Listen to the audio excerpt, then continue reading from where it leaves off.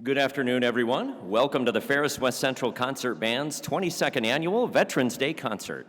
I'm Dave Schrock, your announcer for today. Our concert today is in honor of our community's veterans who have dutifully served our country throughout the 249 years of our nation's history. The FSU West Central Concert Band is under the direction of Ferris State University's new instructor of jazz and concert bands, Micah Laird. And today we are delighted to feature the following guest individuals. Speakers, Ferris State University's Dr. Logan Jones, Commander Jake Reichert, and Bruce Regis. We're also proud to have returning to participate in our program today, the Ferris Veterans Student Association, which will be performing the honored guest ceremony in memory of our POWs and MIAs, accompanied by bagpiper Steve Wininger. The Old Jail Quilters of Big Rapids, who will be making Quilts of Valor presentation today, and members of the Michigan Warrior Clowns, formerly known as Clown Vets, who have been supporting PTSD veterans in our community for much of the past decade. And now we are pleased to introduce the Big Rapids American Legion Post 98 Honor Guard. Will you all please rise for their presentation of the colors?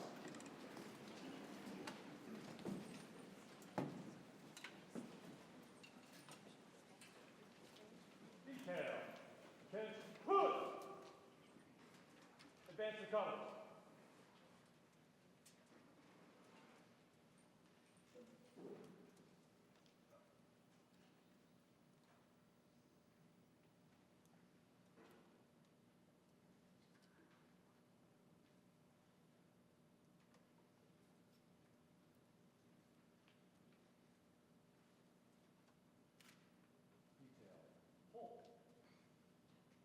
Post.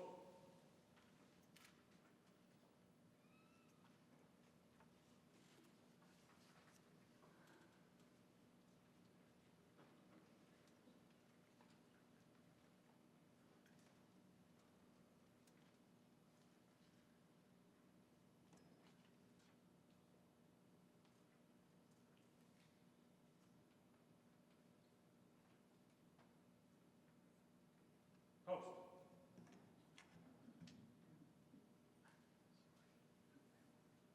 Colors, adjust.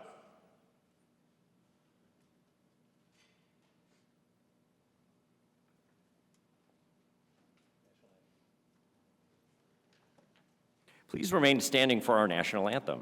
Its original melody was a popular party song in England and the American colonies back in the 1700s. Its lyrics were later penned by American attorney Francis Scott Key during the War of 1812, before becoming our official national anthem in 1931. So now please join the FSU West Central Concert Band under the direction of Micah Laird in the singing of the Star-Spangled Banner.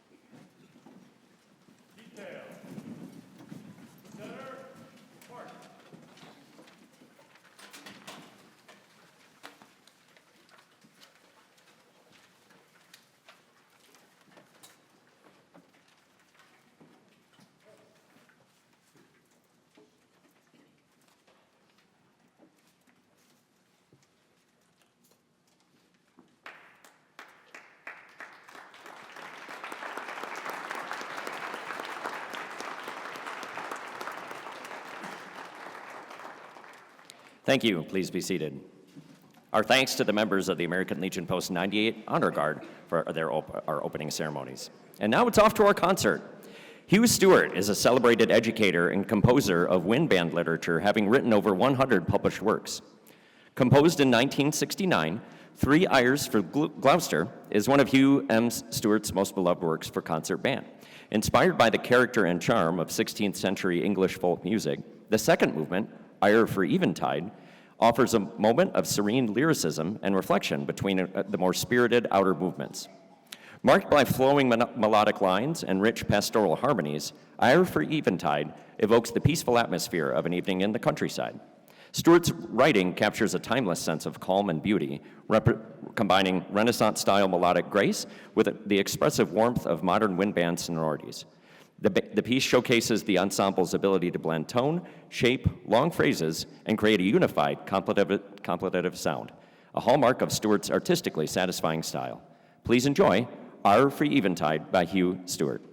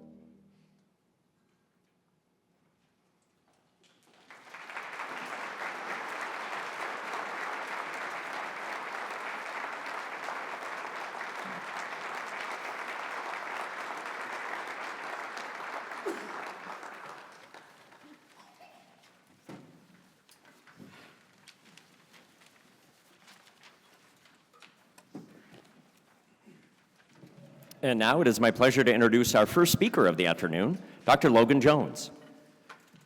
J. Logan Jones, PhD, is the Interim Associate Provost for Academic Operations and the Dean for the College of Business at Ferris State University, FSU, located in Big Rapids, Michigan. The College of Business at FSU offers several academic programs in business, technology, criminal justice, and digital media. The college also consists of several non-academic centers of excellence, the FSU Law Enforcement Academy and Army ROTC. Previously, Dr. Jones was the Dean of College of Business and Professional Studies at Missouri Western State University, MWSU, located in St. Joseph, Missouri. The College of Business and Professional Studies at MWSU included similar academic programming, Law Enforcement Academy and Army ROTC. Before working as the academic dean, Dr. Jones taught as a management faculty member after completing his doctorate in business administration and management at the University of Mississippi. Additionally, he received an MBA and a BSBA in management from Arkansas State University. His research focused on employee motivation, such as work engagement, leadership, incentive structures, also employee leadership and counterproductive work behaviors.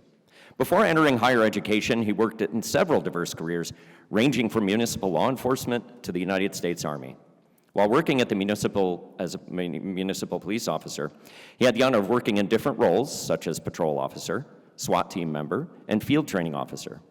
His time in the United States Army and Army Reserve ranged from enlisted roles as combat engineer, 12B, and airborne infantryman, 11B. Overall, Dr. Jones has over 20 years in a variety of leadership roles. He is married with 3 grown children and lives in Canadian Lakes, Michigan. Ferris State University's own Dr. Logan Jones.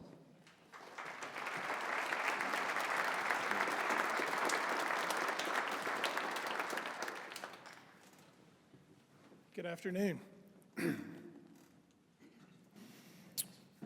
It's great seeing everyone. I'm glad we got good weather for everyone to get here and a little bit of construction to make it hard to figure out how to get into the auditorium. First, I guess, a couple of apologies. First would be that I didn't realize they were going to read that short bio out loud, or I would have probably submitted a smaller bio because I don't think my remarks are as long as what he read. The reality is the second apology is from the provost. I know he likes to attend and speak here. He had a conflict, and I was the second choice. But in that, it makes sense because I do work in the provost's office now, at least as an interim. The second reason is that I am, as mentioned, a veteran. I didn't start in higher education. Far from it. So I can say I did go to college after high school, and I signed up for classes. I didn't actually go because I flunked out in the first semester, and there was never a second semester for me. So my choices were pretty clear. Work on a farm, the family farm, I could work in a factory, or I could go into the United States Army. The reason it wasn't the military is because my family had a long history in the United States Army and serving. So there really wasn't another choice. I couldn't pick another branch. I do have one first cousin that served in the Navy, but he makes odd decisions, and we still love him for it. No offense to the sailors in the audience. But the reality is that, service has always been a big part of my life, and it's a big part of Ferris. It's a big part of the reason, we're honored to host this concert and to have it every year because, whether it is, as was mentioned, serving in the military in my first career or serving in law enforcement in my second career, and even today serving the community and students in the current career, what I learned as a veteran in my time in the military, I use it every day. I beyond the things people normally talk about, which is, discipline, leadership, I also learned how to get things done when I was hot and cold and tired and hungry, to work around people that I at times didn't care for and at other times I loved just like my own family. But the reality is, as you move through that process and move through there, it just becomes part of you. And I know it's part of a lot of people in this room. It was 20 years ago for me. It was 2005 was my last year of service in the military. And I can tell you to this day, I still have dreams about being late for formation or figuring out where my patrol cap is or if I'm going to pass a PT test. And it's been 2 decades since I had to worry about any of that. But the reality is as I mentioned, it's a big part of who I am. It's a big part of a lot of you in the room. And while I've never been a big fan of, thank you for your service, because typically when someone does that to me, we end up in this weird loop where I thank them for thanking me for my service, and then they thank me for thanking them for thanking, and you can't break loose from that. So what I will say, and what I've always kind of preferred is, thank you for choosing to serve, because that's how I've described it to people, is that The only thing I really controlled was choosing to enlist. Beyond that, as soon as I got my head shaved and took away all my civilian things and gave me a bunch of green stuff in a bag and I stepped onto a cattle car, I realized I'm not in control of this anymore. Like they're in control of this, and I got to do my job, and I got to do what's expected of me. The wonderful thing is that you learn to do that when you don't want to, and that's the discipline piece. But all of that, again, I use to this day. I've been very blessed in the idea of both of my deanships, so here and at Missouri Western. I've been able to relive a little of my days in the Army with with Army ROTC being at both in the College of Business at both institutions. I enjoy it. I enjoy interacting there. We're very supportive and seeing a lot of growth here and seeing a thriving program here at Ferris and our ROTC program. So I get to live a little bit of that through them and get to tell a few stories that people understand. But for the most part, people don't understand the stories. It's a lot nicer just to, again, thank people for choosing to serve, for serving their country, for serving the people around them is largely what you do it for. But it was very nice to be asked to come speak to all of you. And if there's anything I've learned as an administrator in higher education is you don't get between a crowd of people and something that they want to see or hear just because I have the right to. So I'm going to stop talking and say once again, welcome to Ferris. Thank you for coming, and thank you for all the service in the room from our veterans and our military-connected families. Thank you.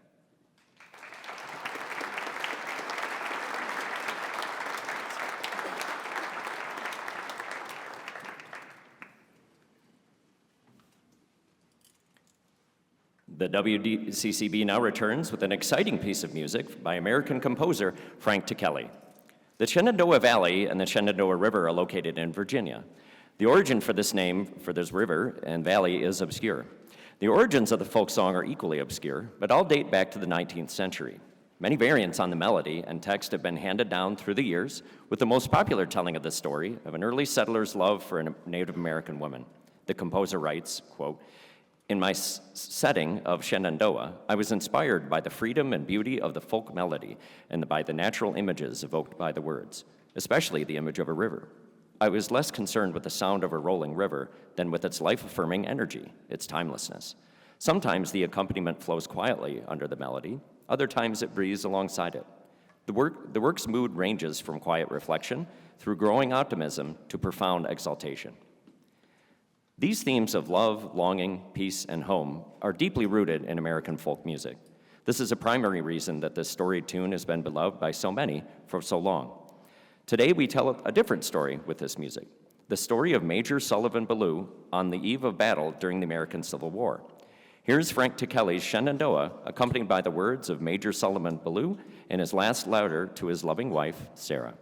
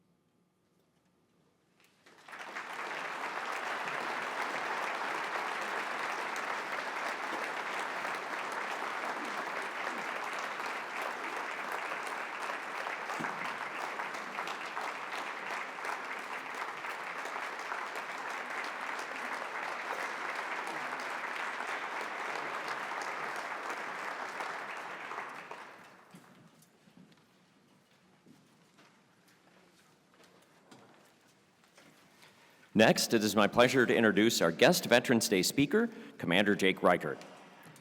Gunnery Sergeant Jake Reichert honorably served 20 years in the United States Marine Corps from 1998 to 2018. A native of Big Rapids, Michigan, he enlisted in 1998 and was first stationed at Camp Pendleton, California. In 2001, then Corporal Reichert participated in Task Force 58's landing operations in Pakistan and Afghanistan at Camp Rhino, which later became part of Operation Enduring Freedom. In 2008, as Staff Sergeant, he oversaw cargo operations and humanitarian relief efforts during Operation Caring Response, delivering more than 1 million pounds of supplies to the people of Burma. The following year, Staff Sergeant Reichert returned to Afghanistan, serving as the staff non-commissioned officer in charge of aerial delivery and the Arrival Departure Airfield Control Group. In this role, he coordinated over 3 million pounds of supplies and equipment via parachute drops and improved cargo and personnel throughput by 300% across the battlefield. In 2010, he was selected as the Enlisted Logistics Marine of the Year for the entire Marine Corps, recognizing his exceptional leadership and logistical expertise.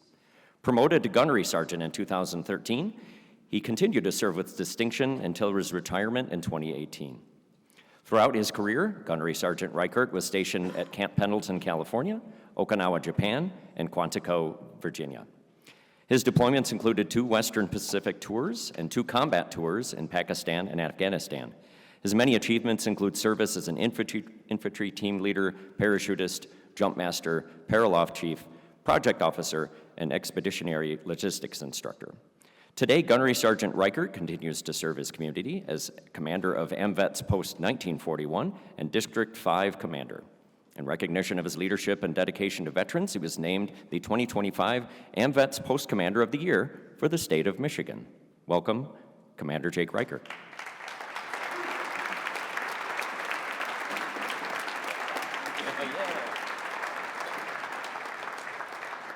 Thank you, everybody. First thing on the list is Mark Brecka, the commander, said, do it from the heart, so that's what we're going to do. It's an honor and a privilege to be able to come speak here and just to be asked. But as a percussionist, thank you to you guys. I really appreciate it, taking us away from the world a little bit with your awesome renditions of these songs. So thank you very much to you guys out here.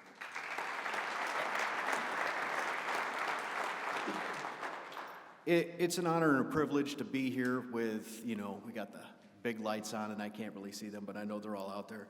All of these veterans that came here before me and before Matt Mazinski that's out there, part of our honor guard too, all that stuff you heard in the bio could never be done without the veterans that are sitting in the audience here and paving the way for people like me and Matt in our service and our time. Matt and I definitely stand on the shoulders of you giants that are out there. We had our dinner last night, all services, military, veteran, and families. We always love to include the families because of their sacrifice too. And, it's amazing being the post commander, and I still have World War II veterans. He's a World War II veteran and a Vietnam veteran all in one. It's amazing. That's Mr. Norton, and then we had Korean War veterans and our Vietnam veterans, and a lot of this history is slowly going away. It's kind of bittersweet being a post commander. You get to meet all these people, and then sometimes they have to move on. Just like our own chaplain, Dave Thorson, just recently passed away. The people that I meet there and their families, we've changed the narrative in. Some people hear AMVETS and the American Legion and they get a negative thought. Not here in Big Rapids. We have changed that with the officers of the AMVETS and the American Legion. It is a multi-generational, family-oriented post.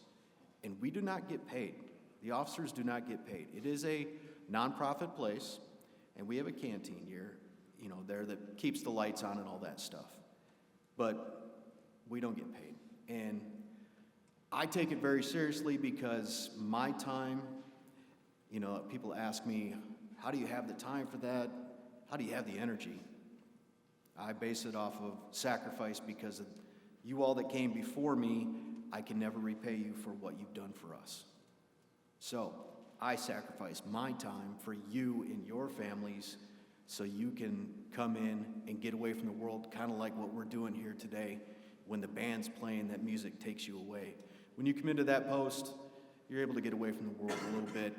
Maybe it's therapy for some people. Maybe it's just, a place to get away, and that's what we wanted. We've rebuilt the post. We've done a lot of great things.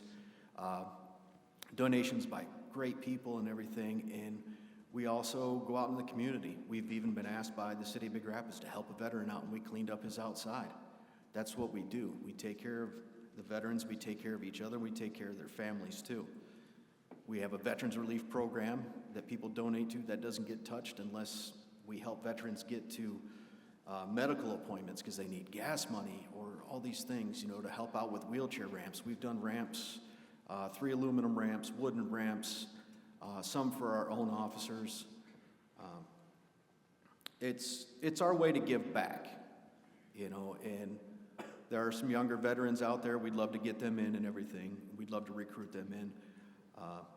But like I said, without these World War II and Korea and, even Beirut, all that stuff, the Cold War, everything, Vietnam veterans, Desert Shield, Desert Storm, without them, I'm not up here. And so my time and sometimes money, sacrifice, that goes to all of these people that came before me. People like me and Matt Mazinski, we have to keep your legacies alive, because somebody will do that for us later on. But your legacies are what helped build this town when you all came back. Even my own grandfather was a World War II vet, came back, and he was a stonemason. And those white stones that are out there in Ferris, holding those walls up, he built. So it is an honor and privilege to be here with you guys. Thank you, band. I really appreciate it. And I won't be long-winded because I know who's coming up later on after me, Mr. Regis. So, that's right, Dr. Kane, I heard you back there. Everybody, thank you so much, and thank you for supporting the AMVETS and the veterans in this town. I would love to see you all. I'm the coordinator for the Veterans Day Parade. We'd love to see you out there, and if you still want to be a part of the parade, just come on down at 9 in the morning by the library and come jump in the parade with us. Thank you very much.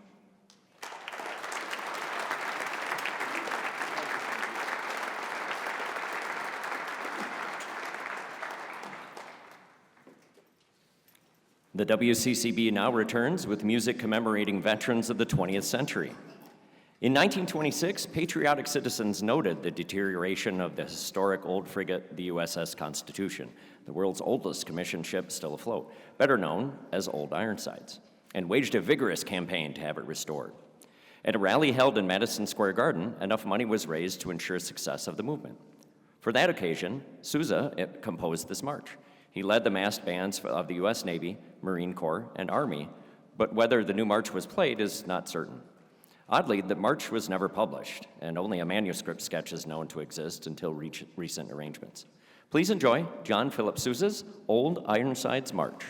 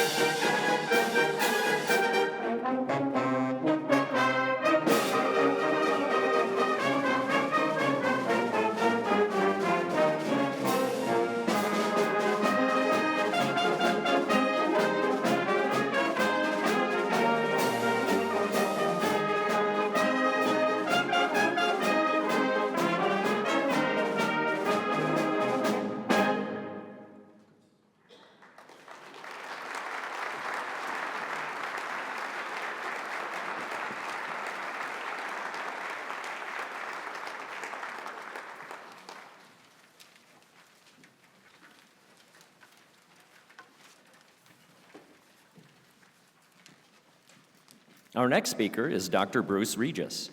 Bruce Regis devoted nearly 3 decades to teaching in the Grand Rapids Public Schools, sharing his love of art and learning with students from kindergarten through 12th grade. A proud U.S. Army veteran, he served our nation for 30 years in roles ranging from combat medic to hospital first sergeant, earning the Meritorious Service Medal for his leadership during his deployment to Iraq. While overseas, Dr. Regis co-founded Peace Through Puppets, a remarkable project that helps soldiers connect with and comfort war-traumatized children through the power of creativity and compassion. His work earned him a humanitarian medal from the Puppeteers of America, and he continues to share that mission around the world, most recently in Warsaw, Poland, helping refugee children find hope and healing. Dr. Regis has also served as an ROTC instructor and adjunct professor at Ferris State University.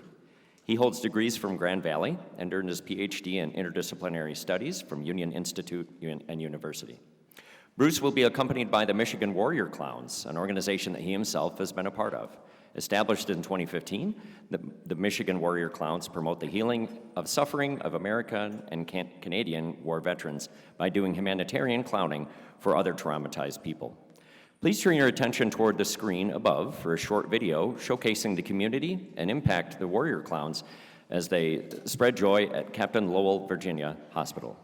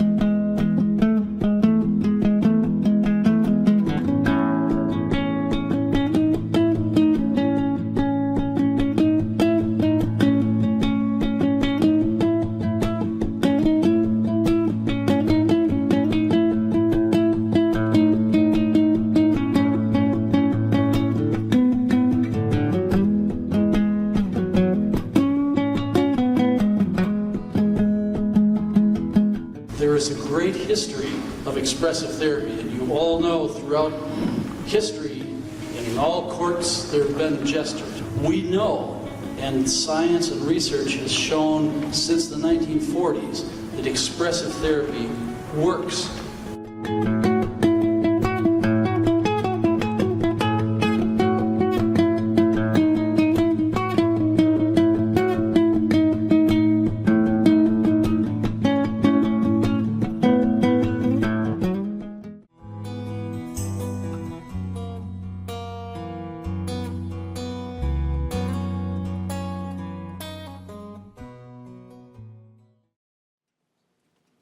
And now please welcome Speaker Bruce Regis and the Michigan Warrior Clowns.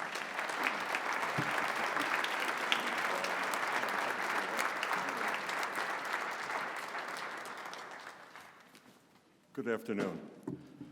I want to preface what I'm going to say. Oh, first of all, let's have the Warrior Clowns come up, please.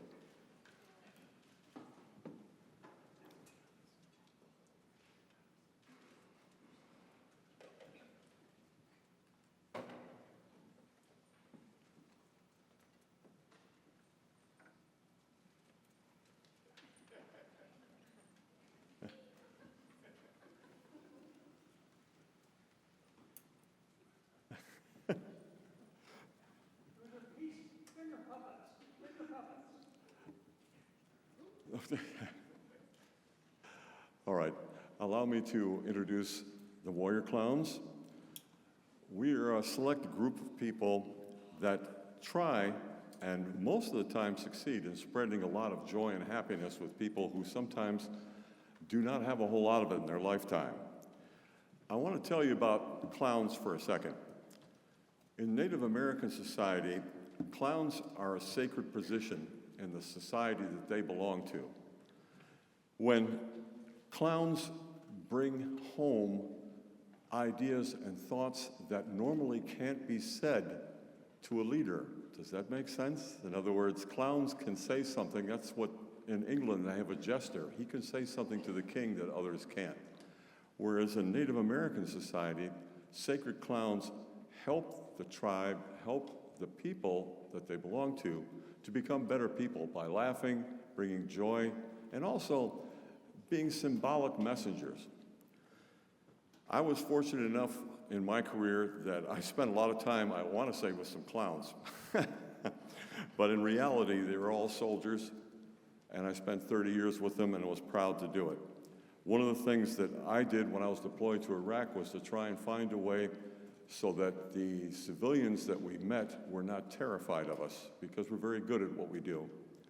And one of the things I came up with was peace through puppets, where I brought puppets with me when we went out on patrols and gave them out to children. Now you can see where puppets and clowning fit very beautifully together, okay? I went to Poland and went to Warsaw and went to a Ukrainian refugee center to meet people who had been driven out of Ukraine by the Russian war. The children that were there are a lot like the children that were in Iraq and anywhere else that suffer from war trauma.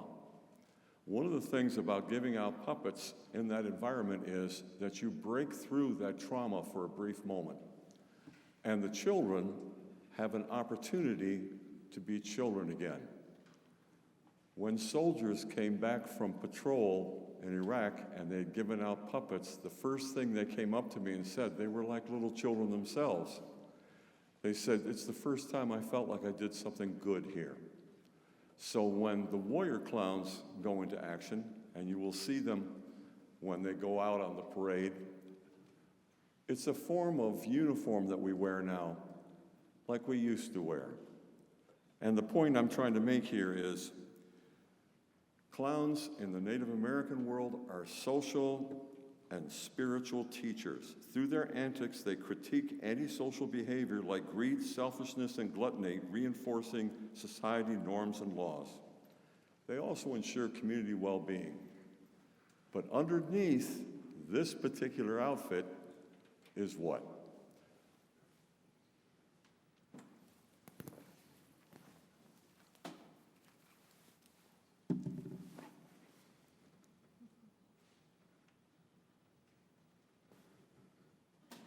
This is my uniform that I wore when I represent you.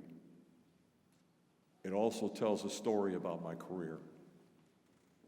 When you see these stripes, they open up doors for me. They think I'm an admiral or something like that. And I look at, no, it's just service stripes, 30 years. When people tell me that they thank me for my service, it's very important that I tell them back, thank you for supporting us, because we can't do this service without you. Now, for sometimes I'm just going to tell you, this time of year is difficult for me, just like Memorial Day is. Memorial Day is set aside in our country to remember the soldiers that fell, the airmen, the Navy, the Coast Guard, all of them who fell. Veterans Day is to remind every one of us, which is whoever is a veteran in this room. However, since I lived a lot of time in England, they have what they call Remembrance Day on the 11th of November. Because remember, they were trying to stop the greatest war at that time that had ever happened on this planet. So they were looking for, what time can we stop the killing? And it came out through negotiation that the 11th hour of the 11th day of the 11th month, they would stop killing. And trust me, up until that 11th hour, they were throwing artillery rounds back and forth and trying to kill as many people as possible. So what? If you've ever been in England for Remembrance Day, first time I was there, I couldn't believe it. I was living in London, the entire city shut down. So on this 11th of November coming up, I want to kind of coordinate their celebration or their remembrance with ours. Just like Warrior Clowns incorporated puppets. And if you see my friend Pamela giving out puppets, those finger puppets, I'll tell you one last thing about puppets. I had a Warsaw refugee worker ask me, why are you doing this? Why are you bringing these puppets here? And I said, maybe a child can't tell you what happened to them, but a puppet can. And that's very true. It works for adults as well. I'm going to read you something in remembrance of the 11th of November. They shall grow not old, as we that are left grow old. Age shall not weary them, nor the years condemn. At the going down of the sun, and in the morning, we will remember them. And that's what we do here today by being clowns, by being service members. We remember the ones who fell. And I want to thank you for this opportunity for me to talk to you. Thank you very much.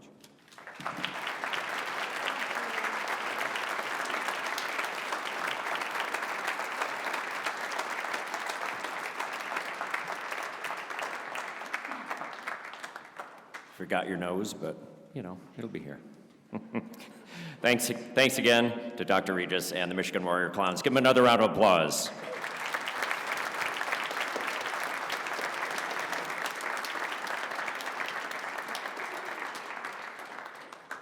And now, it has been our tradition for over 20 years, we invite all veterans, reservists, and active military personnel in our audience today to stand and be recognized for their service to our country when they hear the anthem representing their branch of service. These military anthems will be presented in the following order. First, and fittingly, we begin with a relatively new anthem of the National Guard. Then we will continue with the anthems from the Army, the Coast Guard, the Marines, the Air Force, and the Navy. We thank our military service members, past and present, for your contributions to our nation.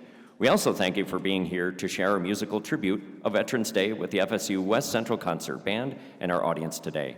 Here's our musical salute to you all.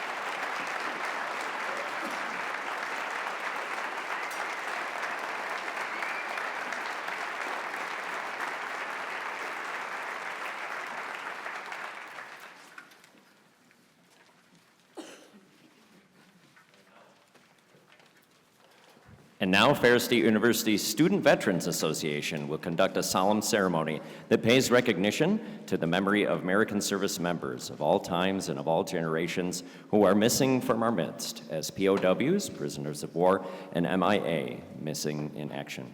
At the end of the ceremony, bagpiper Steve Wininger will perform Amazing Grace.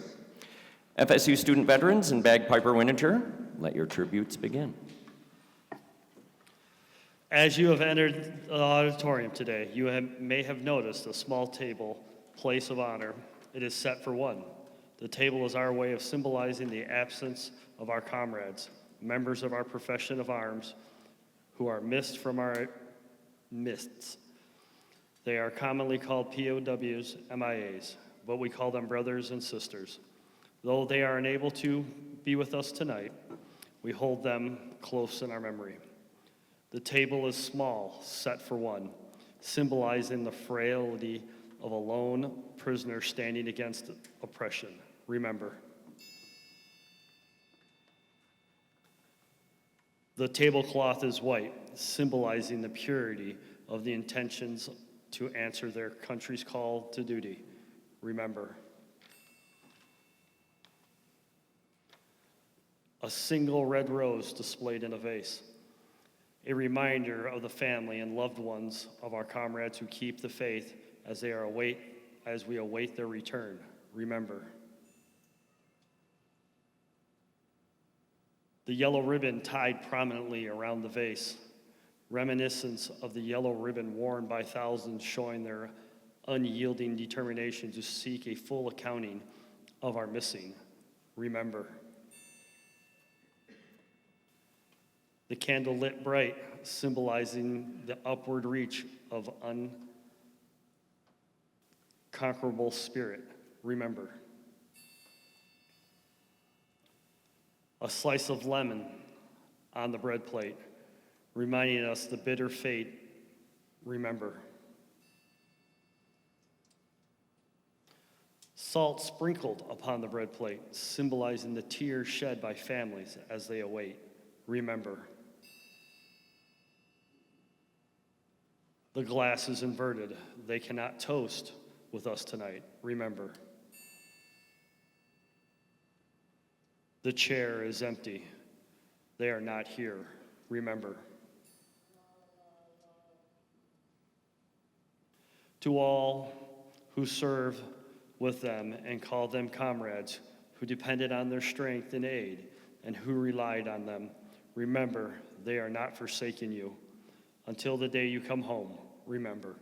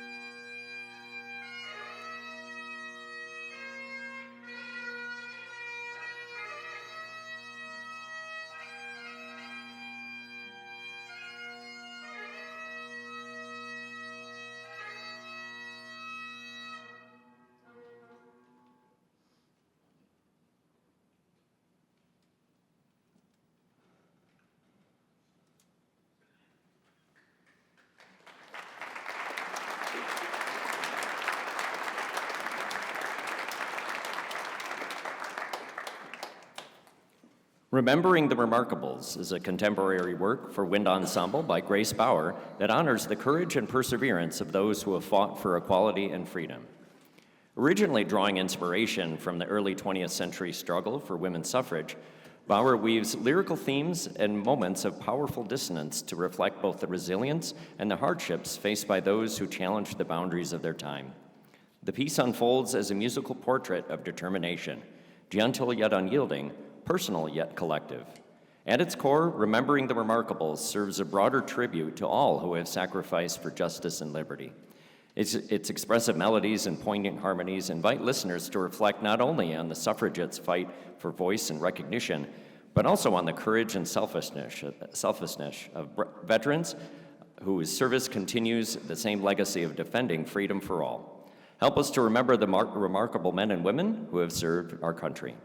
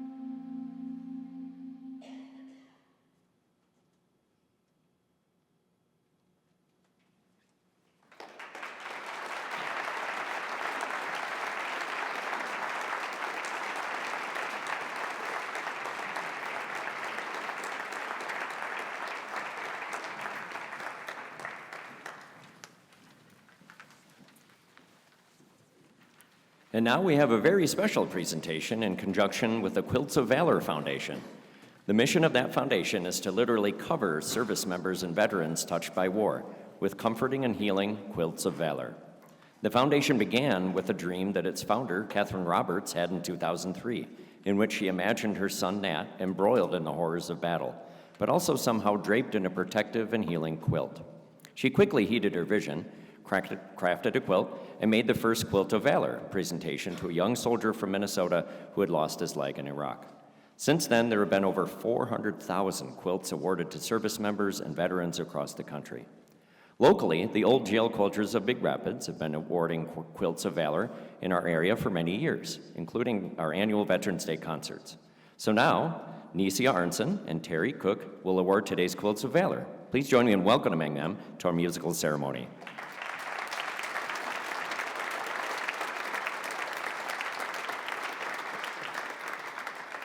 Hello, we are so happy to be here. Today we have 3 veterans who will be receiving quilts, and I would ask them to come join us on stage.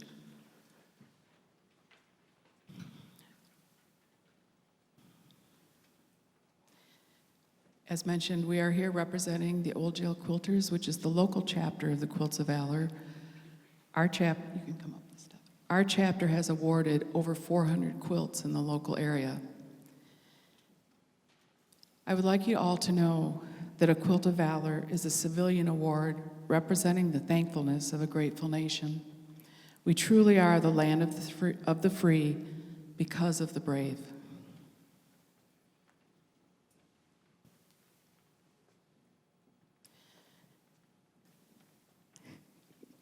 Steve Winmeyer.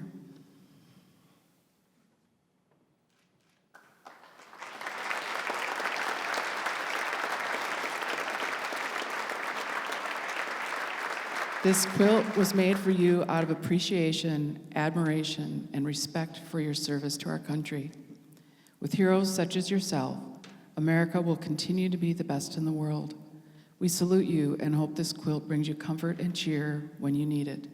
Thank you for your service and sacrifice.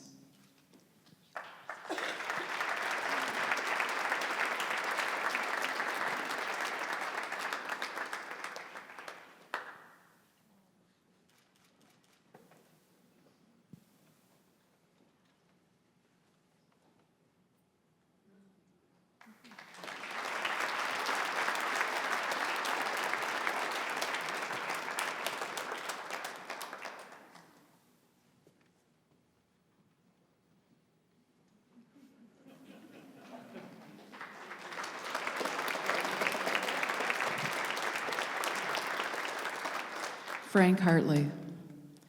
This quilt was made for you out of appreciation, admiration, and respect for your service to our country.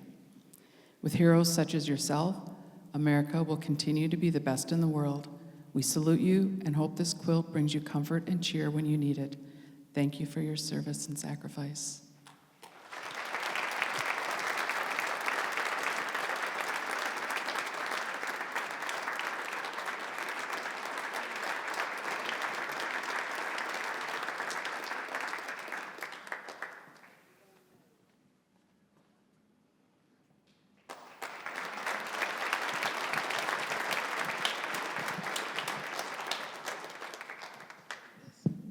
Arthur Visser.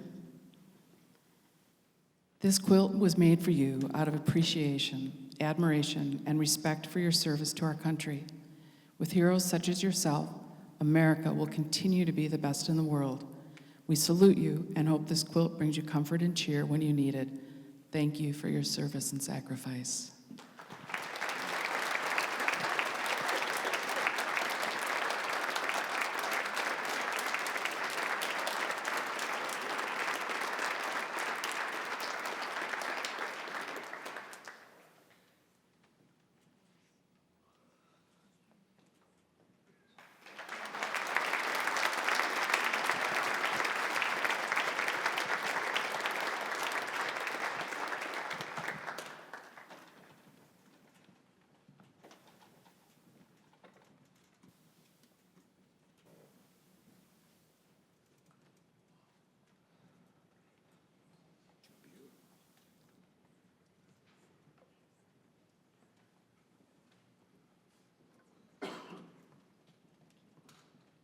And now, the WCCB returns with some exhilarating music by American composer Kataj Copley. Love does not delight in evil, but rejoices with the truth. It always protects, always trusts, always hopes, always preserves. Love never fails. Halcyon Hearts is an ode to love and how it affects us all. Halcyon denotes a time where a person is ideally happy or at peace. So in short, Halcyon Hearts is about the moment of peace when one finds their love or passion. The piece centers around major seventh interval and warm colors to represent the warmth that love brings us. The introduction, which is sudden and colorful, symbolizes the feeling of unexpected journey it takes to find love. Using the colors and natural energy of the ensemble, we create the sound of ambition and passion throughout the work. No matter what race, gender, religion, nationality, or love, we are all united with the common thread of passion from the heart. This piece was written in dedication to those who love regardless of negativity in the world and do not allow hate and prejudice to guide the way we live our lives. Always choose love, and the halcyon days will come. Our veterans fight for our country and the certain unalienable rights that we are entrusted with under the Constitution of the United States of America: life, liberty, and the pursuit of happiness. So here now is Director Micah Laird and the West Central Concert Band with Kataj Copley's Halcyon Hearts.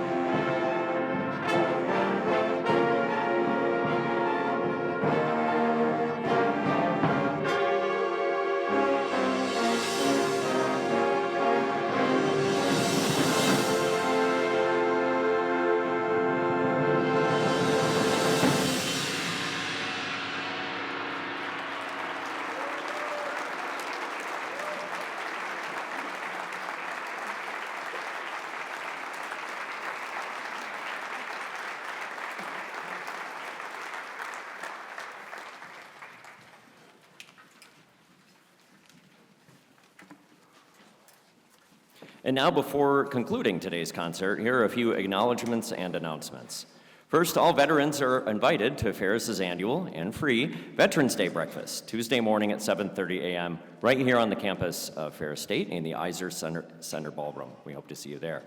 Next, we'd like to thank the staff and student workers here in Williams Auditorium under the great leadership of Sarah Aker and Wes Thompson for their assistance in the production of today's concert.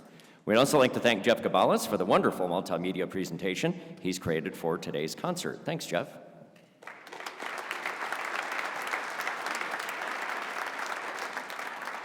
Our gratitude also to John Milan of Preferred Office Machines in Big Rapids for printing and donating posters advertising today's program.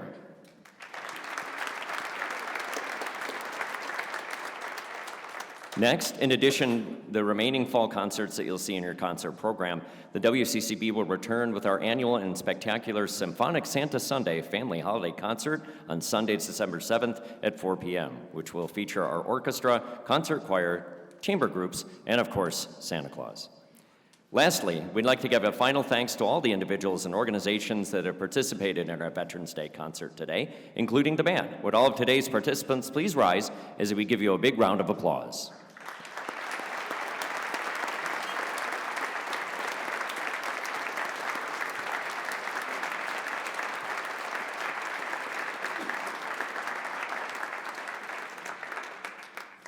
And now, we offer our final musical tribute to our veterans today with a performance of John Philip Sousa's march, The Liberty Bell. For $500 more, this march probably would have been named The Devil's Deputy. Sousa was composing music for an operetta of that name at the request of celebrated comedian Francis Wilson. Sousa asked $1,500 for the work, but Wilson offered $1,000. When they could not come to an agreement, Sousa withdrew his partially completed manuscript, which included a lively march. Sousa and George Frederick Hinton, one of the band's managers, were in Chicago witnessing a spectacle called America when a backdrop with a huge painting of the Liberty Bell was lowered. Hinton suggested that the Liberty Bell would be a great title for Susan's new march. By coincidence, the next morning, Sousa received a letter from his wife in which he told how their son had marched in his first parade in Philadelphia, a parade honoring the return of the Liberty Bell, which had been on tour. The new march was then christened the Liberty Bell. Here's WCCB's finale selection for our 22nd annual Veterans Day concert, John Philip Sousa's Liberty Bell March.